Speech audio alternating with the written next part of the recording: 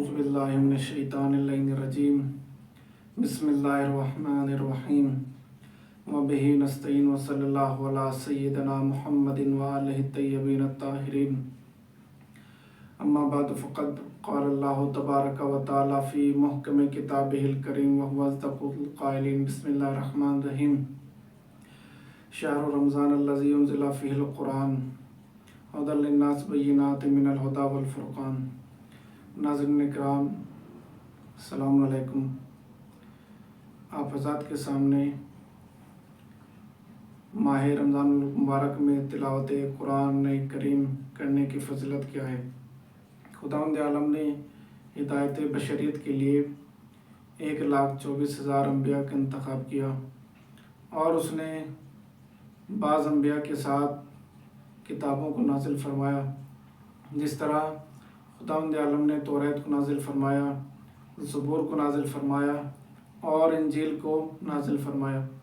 اسی طرح اس نے اپنے آخری نبی حضرت محمد مصطفیٰ صلی اللہ علیہ وآلہ وسلم پر قرآن کریم کو نازل فرمایا۔ تو اسی کتاب قرآن کریم میں ارشاد ہو رہا ہے، بسم اللہ الرحمن الرحیم، شہر رمضان الذی انزل فیہ القرآن۔ ماہ رمضان المبارک وہ مہینہ ہے کہ جس میں قرآن کریم کو نازل کیا گیا ہے۔ کس لیے نازل کیا گیا؟ ہدی للناس، لوگوں کی ہدایت کے لیے نازل کیا گیا ہے۔ وبینات من الہدی والفرقان، اور اس میں ایسے دلائل پر مشتمل ہے قرآن کریم کہ قرآن کریم جو حق اور باطل میں امتیاز پیدا کرتا ہے۔ اسی طرح دوسرے مقام پر قرآن کریم میں ارشاد ہو رہا ہے، بسم اللہ الرحمن الرحیم، اِنَّ هَذَا الْقُرْآنَ يَهْدِي لِلَّتِي هِيَ أَقْوَمُ وَبَشِّرِ الْمُؤْمِنِينَ وَيُبَشِّرُ الْمُؤْمِنِينَ۔ یہ قرآن کریم وہ کتاب ہے کہ یہ ہدایت کرتی ہے۔ قرآن کریم یقیناً ایسے راستے کی ہدایت کرتی ہے کہ جو سیدھا راستہ اور ہدایت کا راستہ ہے، اور یہ کتاب مومنین کے لیے بشارت ہے۔ قرآن کریم ایک عظیم المرتبت کتاب ہے۔ اسی طرح قرآن کریم کی تلاوت کے بارے میں بعض احادیث میں وارد ہوا ہے۔ اسی طرح پیغمبر اسلام صلی اللہ علیہ وآلہ وسلم ارشاد فرماتے ہیں آداب قرآن کریم کے بارے میں کہ رمضان مبارک میں تلاوت قرآن کریم کرنے کا ثواب کیا ہے۔ پیغمبر اسلام فرماتے ہیں اکثروا فیہ من تلاوت القرآن، کہ ماہ رمضان المبارک میں قرآن کریم کی تلاوت کثرت کے ساتھ انجام دو۔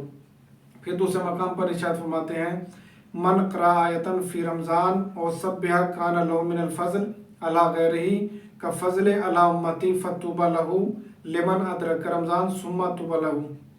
پیغمبر اسلام فرماتے ہیں کہ ماہ رمضان المبارک میں تلاوت قرآن کریم کا ثواب یہ ہے کہ ایک آیت کی تلاوت جو شخص کرے گا یا ایک تسبیح پڑھے گا تو اسے تلاوت اور تسبیح نہ کرنے والے لوگوں پر ویسی ہی فضیلت حاصل ہے کہ جیسے مجھے اپنی امت پر فضیلت حاصل ہے۔ اور خوش بحال ہے وہ اس شخص کے لیے کہ جو ماہ رمضان مبارک کو در کرے، اور خوش بحال ہے اس شخص کے لیے کہ جو ماہ رمضان مبارک کو در کرے۔ یعنی پیغمبر اسلام نے اس جملے کو 2 مرتبہ ارشاد فرمایا۔ اسی طرح امام محمد باقر علیہ السلام ارشاد فرماتے ہیں کہ لِكُلِّ شَيْءٍ رَبِيعٌ وَرَبِيعُ الْقُرْآنِ شَهْرُ رمضان، یعنی ہر چیز کی ایک بہار ہوتی ہے اور قرآن کریم کی بہار ماہ رمضان المبارک ہے۔ اسی طرح پیغمبر اسلام دوسرے مقام پر ارشاد فرماتے ہیں نَوِّرُوا بُیُوتَکُم بِتِلَاوَتِ الْقُرْآنِ، یعنی اپنے گھروں کو تلاوت قرآن کے ذریعے منور کرو۔ کیسے؟ یعنی جب انسان تلاوت قرآن کریم کرتا ہے اپنے گھر میں تو اس کا گھر نور سے منور ہو جاتا ہے۔ اسی طرح روایت میں وارد ہوا ہے کہ جب کوئی شخص اپنے گھر میں تلاوت قرآن کریم کرتا ہے تو وہ آسمان میں رہنے والوں کے لیے ایسے ہی دکھائی دیتا ہے کہ جیسے زمین پر رہنے والوں کو آسمان میں ستارے نظر آتے ہیں۔ اسی لیے قرآن کریم کے ذریعے گھر منور ہو جاتا ہے۔ پھر دوسرے مقام پر پیغمبر اسلام ارشاد فرماتے ہیں فَإِنَّ الْبُيُوتَ إِذَا كَثُرَ فِيهِ تِلَاوَةُ الْقُرْآنِ كَثُرَ خَيْرُهُ، یعنی جس گھر میں قرآن کریم کی تلاوت کی جاتی ہے اس گھر میں خیر و برکت زیادہ ہو جاتا ہے۔ پھر اس سے آگے پیغمبر اسلام ارشاد فرماتے ہیں وَإِتَّسَعَ أَهْلُهُ، اور جس گھر میں قرآن کریم کی تلاوت کی جاتی ہے اس گھر میں رہنے والوں کے لیے رزق کشادہ ہو جاتا ہے، یعنی ان کے رزق میں وسعت ہو جاتی ہے۔ بعض حضرات سوال کرتے ہیں کہ ہمارے گھر میں رزق کی وسعت نہیں ہے، رزق کی تنگی ہے، تو انہیں چاہیے کہ قرآن کریم کی تلاوت اپنے گھروں میں کریں تاکہ خداوند عالم تلاوت قرآن کریم کے ذریعے ان کے گھروں کو نور سے منور کر دے اور ان کے رزق میں وسعت عطا فرمائے۔ اسی طرح مولا کائنات علی علیہ السلام ختم قرآن پر جب قرآن ختم کر لیتے تھے تو اس طرح دعا فرماتے تھے: اللہم اشرح بالقرآن صدری واستعمل بالقرآن بدنی ونور بالقرآن بصری واطلق بالقرآن لسانی وانی علیہ ما ابقیتنی فانہ لا حول ولا قوۃ الا بک۔ یعنی مولا کائنات ارشاد فرماتے ہیں جب قرآن کریم ختم کر لیتے تھے تو اس طرح دعا کرتے تھے کہ پروردگار میرے سینوں کو قرآن کے ذریعے کشادہ کر دے اور میرے بدن کو قرآن کے ذریعے استعمال کر، میری آنکھ کو قرآن کے ذریعے منور فرما اور میری زبان کو قرآن کے ذریعے گویائی عطا فرما اور اس کام میں میری مدد فرما کہ جب تک تو مجھے زندہ رکھے۔ بے شک کوئی بھی قوت اور توانائی میرے علاوہ اور تیرے علاوہ نہیں ہے۔ اسی طرح امام سجاد علیہ السلام جب ختم قرآن کر لیتے تھے تو اس طرح دعا فرماتے تھے۔ صحیفہ سجادی میں یہ دعا موجود ہے۔ اس طرح امام علیہ السلام دعا فرماتے تھے: اللہم انکا اعطنی علی ختم کتابک الذی انزلتہ نورا وجعلتہ مہیمنا علی کل کتاب انزلتہ وفضلتہ علی کل حدیث قصصتہ وفرقانا فرقت بہ بین حلالک و حرامک۔ خدایا تو نے امداد کی ہے میری اس کتاب کے ذریعے ختم کرنے میں کہ جس کو تو نے نور بنا کر نازل کیا ہے اور تمام نازل ہونے والی کتابوں کا گواہ بنایا ہے۔ اس میں ہر حدیث کی تفصیل بیان کر دی ہے اور ایسا نقطہ امتیاز بیان کیا ہے کہ جس سے حق اور باطل میں امتیاز قائم ہو سکے۔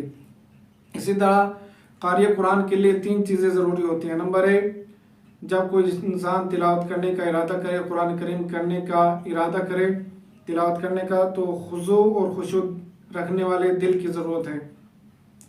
اور دوسرے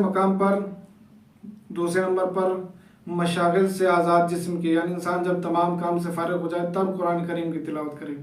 تیسری چیز وہ ہے کہ ایک خالی مقام کی، جب انسان تلاوت قرآن کریم کرنے کا ارادہ کرے تو اسے خالی مقام کی ضرورت ہوتی ہے۔ تو جب قاری قرآن محسوس کر لے کہ اس کا دل اس وقت خدا کے سامنے خضوع کی صورت میں ہے تو وہ شیطان رجیم سے دور ہو جائے گا۔ اس حالت میں کہ اسے قرآن کریم زیادہ اور تلاوت قرآن کریم زیادہ کرنی چاہیے۔ اسی طرح جب اسباب دنیا سے انسان فارغ ہو کر قرآن کریم کی تلاوت کرے تو اس کا دل لذت سے محسوس ہو جائے گا، اور جب وہ اکیلے مقام پر قرآن کریم کی تلاوت کرے گا تو اس کی روح اللہ تعالیٰ سے محبت قائم پیدا ہو جائے گا اور وہ یوں محسوس کرے گا کہ جیسے وہ خدا سے براہ راست ملاقات کر رہا ہے، اور اس کے ذریعے سے بے حد لطف محسوس ہوگا اور یوں قرآن کریم کی بہت سے نکات اس پر واضح اور روشن ہو جائیں گے۔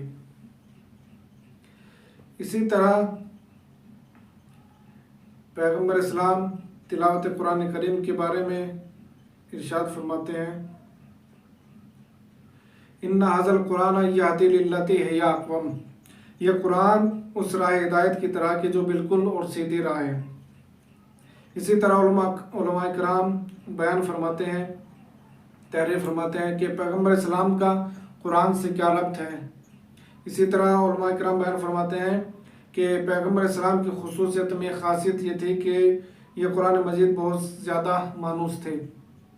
سعد ابن ہشام کا بیان ہے کہ ایک دفعہ ام المومنین حضرت عائشہ حضور اکرم کے اخلاق کے بارے میں دریافت کیا تو انہوں نے مجھ سے فرمایا کہ پیغمبر خدا کا اخلاق قرآن کریم ہے، یعنی پیغمبر اسلام نے وہی عمل انجام دیا ہے جو قرآن کریم میں نازل ہوا ہے۔ جب حضور اکرم قرآن کریم پڑھتے تھے تو آپ کی قرآن پڑھنے کی صدا سب قاریوں سے دل ریز ہوتی تھی۔ اور انس بن مالک کا بیان ہے کہ جب بھی پیغمبر اسلام قرآن کی تلاوت کیا کرتے تھے تو بآواز بلند قرآن کریم کی تلاوت کیا کرتے تھے۔ عبداللہ بن مسعود جو مشہور قاری قرآن ہیں اور کاتب وحی بھی ہیں، ایک دن رسول خدا نے مسعود سے فرمایا کہ تم مجھے کچھ قرآن پڑھ کر سناؤ۔ تو ابن مسعود نے قرآن کریم کی تلاوت کرنا شروع کی اور سورہ نساء کی آیت پر پہنچے: بسم اللہ الرحمن الرحیم وَكَيْفَ إِذَا جِئْنَا مِنْ كُلِّ أُمَّةٍ بِشَهِيدٍ وَجِئْنَا بِكَ عَلَىٰ هَٰؤُلَاءِ شَهِيدًا، وہ کیسا وقت ہوگا کہ جب ہم ہر امت سے ایک گواہ کو لائیں گے اور آپ ان سب کے گواہ قرار دیے جائیں گے۔ جب پیغمبر اسلام نے اس آیت کو سنا تو پیغمبر اسلام نے ابن مسعود سے فرمایا کہ ابن مسعود آج کے لیے یہی کافی ہے۔ اس کے بعد علماء کرام بیان فرماتے ہیں کہ احمد بن طولون جو مصر کا بادشاہ گزرا ہے، جب اس کی وفات ہو گئی تو حکومت نے ایک شخص کو تیار کیا کہ وہ شخص ان کی قبر پر جا کر قرآن کریم کی تلاوت کرے، اور اس کو ہدیہ دیا گیا۔ ایک مرتبہ کیا ہوا کہ وہ وہاں پر تلاوت کرنے کے لیے نہیں گیا تو وہاں کے نمائندوں نے اس کو ڈھونڈا لیکن وہ کہیں نہیں ملا۔ جب وہ ملا تو اس شخص سے پوچھا کہ تو نے تلاوت قرآن کریم کو اس کی قبر پر کیوں ترک کر دیا؟ جب اس کی وفات ہو گئی تو حکومت نے ایک شخص کو تیار کیا کہ وہ شخص ان کی قبر پر جا کر قرآن کریم کی تلاوت کرے، اور اس کو ہدیہ دیا گیا۔ ایک مرتبہ کیا ہوا کہ وہ وہاں پر تلاوت کرنے کے لیے نہیں گیا تو وہاں کے نمائندوں نے اس کو ڈھونڈا لیکن وہ کہیں نہیں ملا۔ جب وہ ملا تو اس شخص سے پوچھا کہ تو نے تلاوت قرآن کریم کو اس کی قبر پر کیوں ترک کر دیا؟ اس نے کہا کہ اب میں اس کی قبر پر تلاوت نہیں کروں گا۔ جب اس سے بہت زیادہ اصرار سے پوچھا گیا تو اس نے بتایا کہ میں نے خواب میں احمد بن طولون کو دیکھا ہے، تو وہ میرے خواب میں آیا۔ اس نے کہا کہ جب تم یہاں پر میری قبر پر تلاوت قرآن کرنے کے لیے آتے ہو تو فرشتے مجھے بہت زیادہ تکلیف دیتے ہیں اور میرے اوپر عذاب کو نازل کرتے ہیں۔ میں نے پوچھا اس لیے ایسا کیوں ہے؟ تو اس نے کہا کہ کیونکہ میں زندگی میں قرآن کریم پر عمل نہیں کرتا تھا، تو اب میں اس کی قبر پر تلاوت قرآن نہیں کروں گا۔ تو انہوں نے کہا کہ ہم تمہارا 10 گنا کر دیں گے، لیکن جب اس نے وجہ بتائی تو وہ خاموش ہو گئے۔ اس نے کہا کہ اب میں تلاوت قرآن کریم اس کی قبر پر نہیں کروں گا۔ تو انسان کو چاہیے کہ اپنی زندگی میں قرآن کریم پر عمل کرے۔ اسی طرح علماء کرام بیان فرماتے ہیں اس واقعے کو، نیپولین جو فرانس کا سپہ سالار تھا، اس نے ایک دن مسلمانوں کے بارے میں سوچا اور ان سے پوچھا کہ مسلمانوں کا مرکز کہاں ہے، تو اس کو بتایا گیا کہ مصر مسلمانوں کا مرکز ہے۔ کہا کہ وہاں پر چلتے ہیں، اور ایک مترجم کو لے کر آیا اور اس سے کہا کہ مجھے ترجمہ کر کے بتائے۔ اس مترجم نے قرآن کھولا اور اس میں سے اس کو قرآن کریم کی آیت کی تلاوت کی اور اس کا ترجمہ اس کو بتایا، اور اس نے تلاوت فرمائی، ان ھذا القرآن یہدی للتی ہی اقوم ویبشر المؤمنین، بے شک یہ قرآن کریم مومنین کے لیے ہدایت ہے، اور ایسی ہدایت کی جو سیدھا راستہ ہے، اور مومنین کے لیے بشارت ہے۔ جب اس نے سنی تو کہا کہ آج ہمیں اس لائبریری سے جانا چاہیے۔ پھر تو دوسرے دن آیا، پھر دوسرے دن اس نے تلاوت قرآن کریم سنی، تیسرے دن پھر آیا اور پوچھا کہ یہ کون سی کتاب ہے؟ تو اس مترجم نے بتایا کہ یہ قرآن کریم ہے، اور یہ مسلمانوں کے آخر نبی حضرت محمد مصطفیٰ پر نازل کی گئی کتاب ہے۔ اس نے نیپولین نے کہا کہ جو کچھ سن کر میں نے اس کتاب سے استفادہ کیا ہے، اگر مسلمان اس جامع کتاب سے مستقل طور پر استفادہ کریں تو وہ کبھی بھی ذلیل خوار نہیں ہو سکتے۔ دوسرا نقطہ اس نے بتایا کہ جو میں نے حاصل کیا وہ ہے کہ جب تک مسلمانوں کے درمیان قرآن کریم موجود رہے گا اور مسلمان اس کے فیصلوں پر عمل کرتے رہیں گے، تب تک مسلمان اہل مغرب کے غلام نہیں بن سکتے۔ اور ہم اہل مغرب کو اس بات کی ضرورت ہے کہ ہم مسلمان اور قرآن کے درمیان جدائی قائم کرتے رہیں۔ تو ہمیں چاہیے کہ ہم سب سے زیادہ قرآن کریم کی تلاوت کریں اور قرآن کریم کے پیغامات پر عمل کریں۔ خداوند اعلیٰ ہم سب کو قرآن کریم کی تلاوت کرنے کی توفیق عطا فرمائے اور قرآن کریم کے پیغامات پر عمل کرنے کی توفیق عطا فرمائے۔ والحمدللہ رب العالمین۔